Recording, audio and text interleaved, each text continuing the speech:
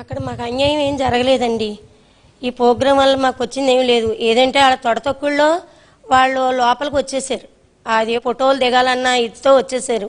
అక్కడ దేవుడి ఫోటోలు ఉన్నాయి, కింద పడిపోయి వాళ్ళు చూసుకోలేదు, మేము చూసుకోలేదు. తర్వాత చూసుకున్నాం మేము. కానీ కావాలని పాడేశారని అంటున్నారు. ఎవరో ఒకళ్ళు వస్తున్నారు సార్, ఆ ఎమ్మెల్యే గారు వస్తున్నారు అంటున్నారు, ఇంకెవరు వస్తున్నారో, ఈ ఫోటోలు ఎలా బండి అంటున్నారు, మీకు ఏం జరిగింది, మీకు ఏం పగిలిని వేయి చూపించండి, మీకు నష్టపరిహారం ఇప్పిస్తాం అంటున్నారు. తర్వాత ఏమో పొద్దున్న ఎంఆర్ఓ గారు వచ్చారు, మీరు కలెక్టర్ ఆఫీస్కి రావాలి, కలెక్టర్ అమ్మగారు మిమ్మల్ని తీసుకురమ్మన్నారు, కారు పంపిస్తున్నారు, మీరు రెడీగా ఉండండి అని చెప్పారు. మాకు భయం వేసింది. మాకు జగన్ గారు ఇళ్ల స్థలాలు ఇచ్చారు, మా పిల్లలకు డబ్బులు ఇచ్చారు, మాకు అన్నీ ఇచ్చారు. మాకు మేము దేవుడు అని చెప్పుకున్నాం, మేము మాకు ఆయన చేశారు కాబట్టి అంతేనే కానీ ఇంకో విధంగా అయితే కాదు. ఆయన మీద బురద జిమ్మాలని కాదు, మేమైతే ఆయన వల్ల లబ్ధి పొందామండి. మేము జగన్ గారిని చూసామండి, మాకు సంతోషంగా ఉంది. మాకు ఈ కష్టాలని మేమేం అనుకోలేదు అసలు, కానీ వాళ్ళే పుట్టగించుకున్నారు. అలాగా మాకు ఏ నష్టం జరగలేదు.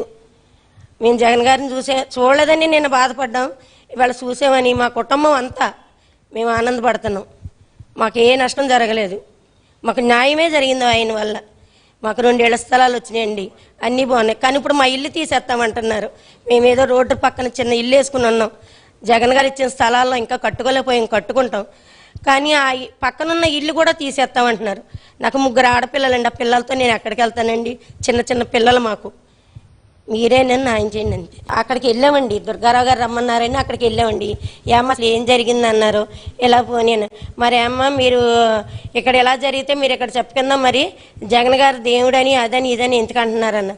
ఆయన వల్ల మేము లాభం పొందాం కాబట్టి జగన్ గారి గురించి ఇలా చెప్తున్నాం. ఏం మాట్లాడాలని నాకు తెలియదు, మేము ఆయన అందరిని బాగుపడ్డాం కాబట్టి మాకు మంచి జరిగిందని చెప్పామండి అని.